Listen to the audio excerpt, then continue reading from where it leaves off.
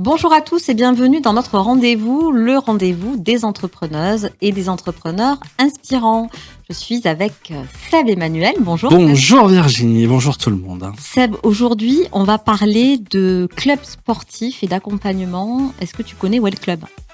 Alors, j'ai appris, mais on va surtout parler de clubs sportifs amateurs, et c'est ça qui est intéressant. Exactement. Puisque donc ce jour, nous sommes en compagnie d'Arnaud Marant, cofondateur de Well Club. Bonjour Arnaud. Bonjour Virginie. Aujourd'hui, on va donc... Bonjour. Avant d'en savoir un petit peu plus sur toi, Arnaud, il y a ceci.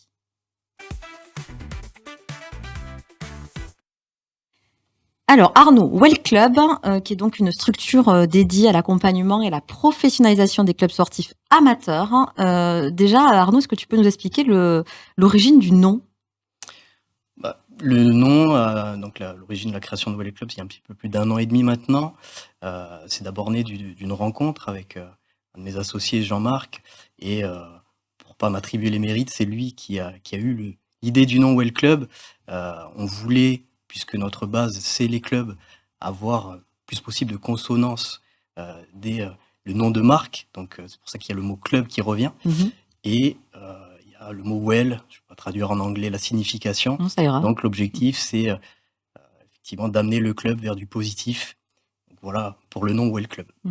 Et donc, l'accompagnement que vous proposez, on va dire que c'est un accompagnement multiple et assez polyvalent. Est-ce que tu peux nous expliquer de quoi il s'agit et sur quelle typologie vous accompagnez ces clubs sportifs amateurs? Alors, on accompagne déjà tous les clubs sportifs, potentiellement sur le papier. Aujourd'hui, il y a 166 000 clubs fédérés en France, à peu près. Ces clubs, ils sont de toute taille, de toute discipline. Donc, on est potentiellement amené à accompagner n'importe quel club de ces 166 000. Aujourd'hui, nous, on va se centrer vraiment sur la partie hors sportive. Donc, on a un travail qui est fait sur la partie financière, notamment. Ça a été une des raisons d'être de Well Club. Donc, on va travailler avec les clubs sur ces enjeux financiers, mais pas seulement. On va travailler aussi sur la communication, puisque Well Club a la chance d'avoir une agence de communication intégrée, l'agence Folks, qui est également basée sur Toulouse. On va travailler sur la digitalisation, le fait d'amener des nouvelles solutions digitales dans le club pour répondre aux problématiques, notamment de communication, de gestion interne. Et on peut aussi travailler sur, bien sûr, le projet associatif. Ça reste le cœur de la vie du club. Donc, on est amené à travailler sur des sujets transverses aux sportifs. Est-ce que c'est important parce que quand on dit cette avancée en tout cas du club amateur, on n'attend plus que des résultats sportifs aujourd'hui, on attend beaucoup d'autres choses. Qu'est-ce que ça peut être, notamment peut-être les partenaires? Bien sûr, les partenaires, ça va être aujourd'hui le maillon essentiel de l'accompagnement de Well Club, c'est-à-dire qu'on va vraiment nous essayer d'apporter des solutions concrètes qui se font ailleurs. Aujourd'hui, Well Club est essentiellement centré sur la partie financière, sur les partenariats privés certes, mais aussi sur les recettes d'adhésion, sur les recettes d'activité. Sur les partenariats, on va avoir plusieurs solutions, notamment la mise en avant du mécénat, qui est relativement peu exploité à l'heure actuelle par les structures amateurs, ou en tout cas mal comprise parfois. Mais on va aussi travailler sur les questions de sponsoring avec le montage de clubs affaires, par exemple.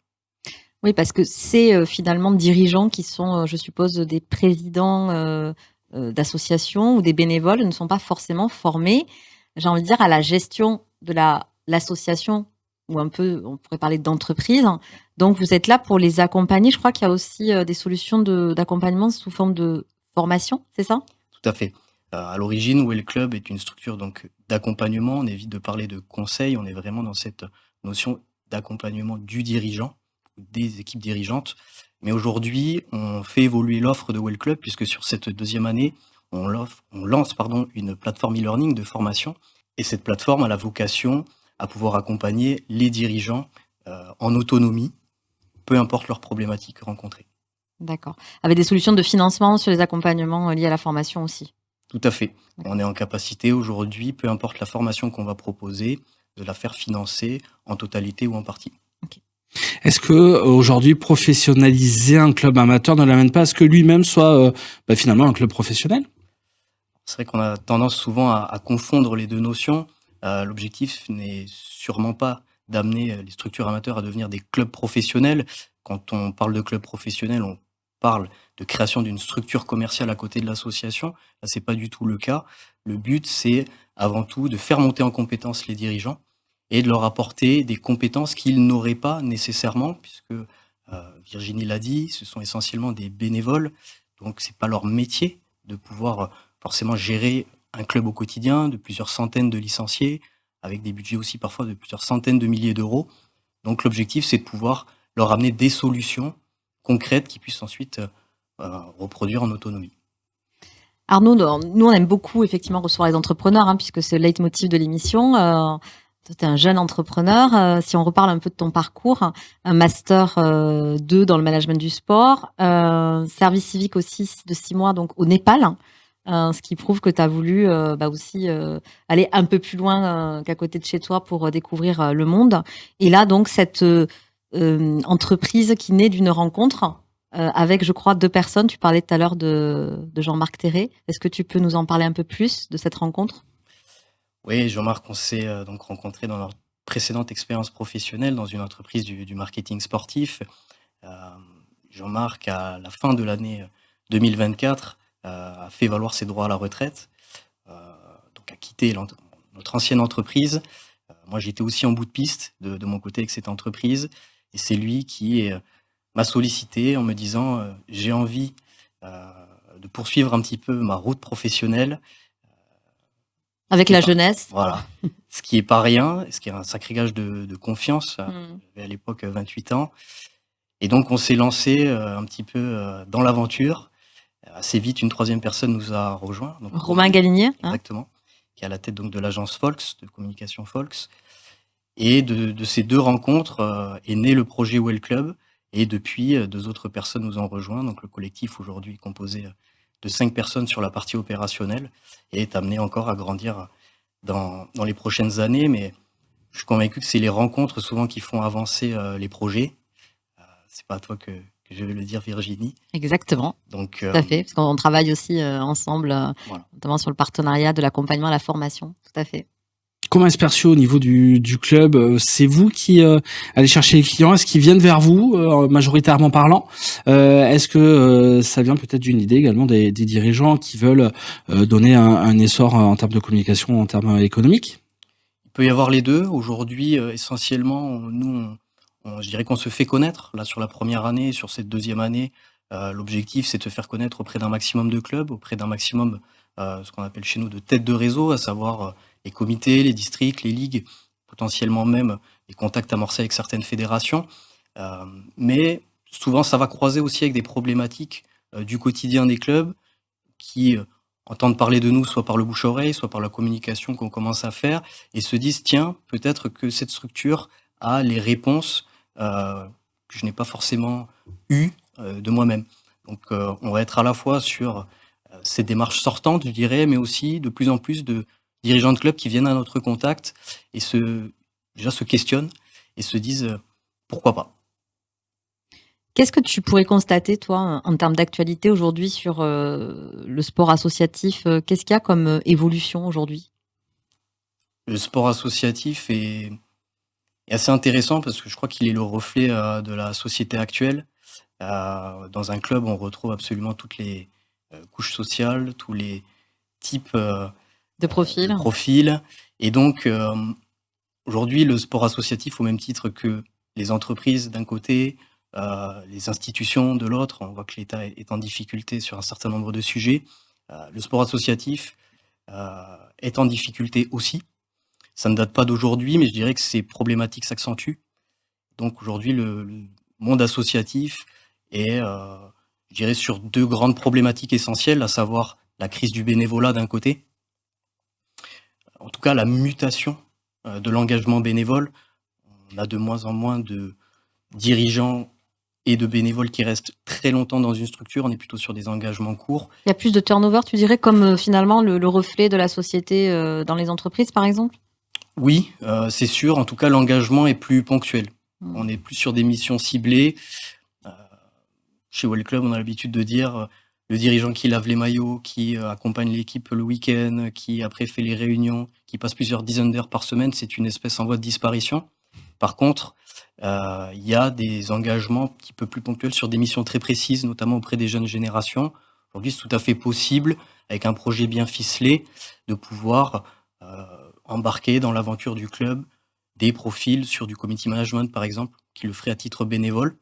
Mais tout ça, ça se structure et les dirigeants de clubs sont pas forcément habitués à ces nouvelles formes d'engagement.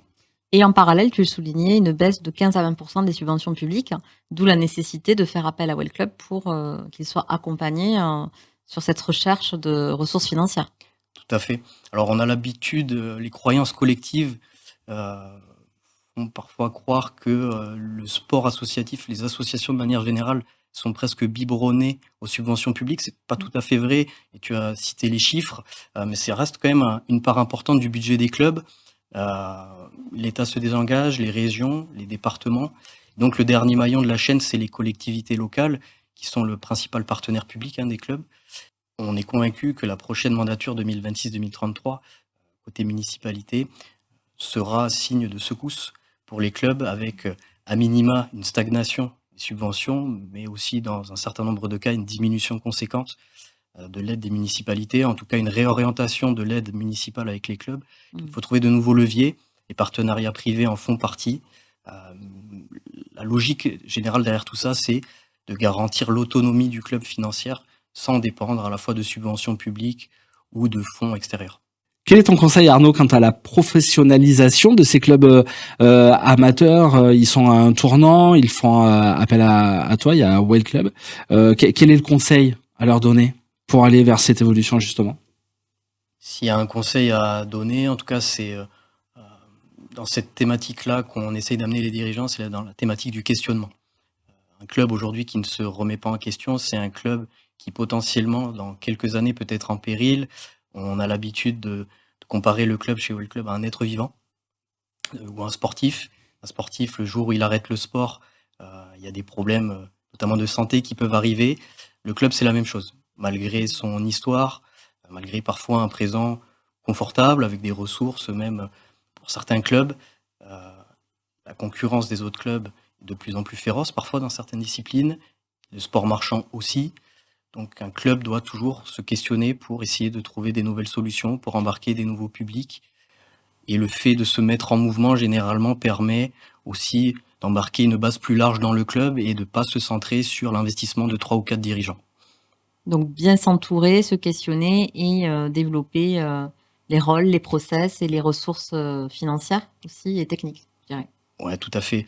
Les ressources financières, ça reste quand même le nerf de la guerre pour tout club qui a envie de mener des actions dans la durée, de mettre en place des solutions. Mais pas seulement. Le fait de bien s'entourer, le fait de savoir déléguer, c'est parfois des choses compliquées à l'intérieur des clubs. Et c'est pour ça que Well Club est là pour accompagner effectivement ces clubs. Un club, c'est aussi un agenda sportif, mais pas que. Justement, nous allons, Arnaud, te proposer un agenda avec plusieurs horaires. Il y a une question cachée derrière l'horaire que tu vas choisir. On peut afficher cet agenda. 10h, 11h, midi, 14h, 15h, 16h. Es-tu plutôt du matin, plutôt de l'après-midi, entre midi et 2, petit repas sympa? Plutôt de l'après-midi, on va pas se mentir. Alors, quelle heure? Quel horaire choisis-tu? 15h, parfait. La question, tu peux regarder l'écran, si on vous donnait la possibilité de rencontrer un sportif de haut niveau, lequel serait-il et pourquoi lui? Un seul, hein? Ouais, je dirais Tony Parker. Je suis pas fan de l'entièreté du personnage ni de son parcours. Malgré tout, je reste très très admiratif à la fois du sportif de haut niveau qu'il a été, mais aussi de la reconversion de ce personnage qui aujourd'hui est sur de multiples projets dans le sport notamment, mais pas que. Et ça m'intéresserait de savoir pourquoi, malgré une carrière de sportif de haut niveau aussi accomplie, il a toujours cette quête de nouveaux projets, de nouveaux défis. Je parlais tout à l'heure de mouvement. C'est assez impressionnant de voir des personnes comme ça qui finalement pourraient se reposer sur leurs acquis, leur notoriété passée, continuent d'innover, de tenter des choses, parfois avec des échecs, notamment annoncé récemment. Il se repose pas sur ses acquis, malgré des échecs. Il avance toujours vers de nouveaux défis, des émissions télé, des projets hippiques, dans les sports d'hiver, etc. Avec cette quête entrepreneuriale, en fait, et on fait souvent le lien dans cette émission avec tout ce qui est lié au sport de haut niveau, la performance, l'entrepreneuriat, donc... C'est deux choses qui sont souvent très liées. Et qui sont complémentaires. Tout à fait. C'est ça. Merci beaucoup Arnaud d'avoir accepté notre invitation. Merci Seb. Merci bien, chérie. On se dit à bientôt. Bien sûr. Il me reste à vous remercier de nous suivre à chaque fois un petit peu plus nombreux et je vous dis à très bientôt pour un nouveau rendez-vous.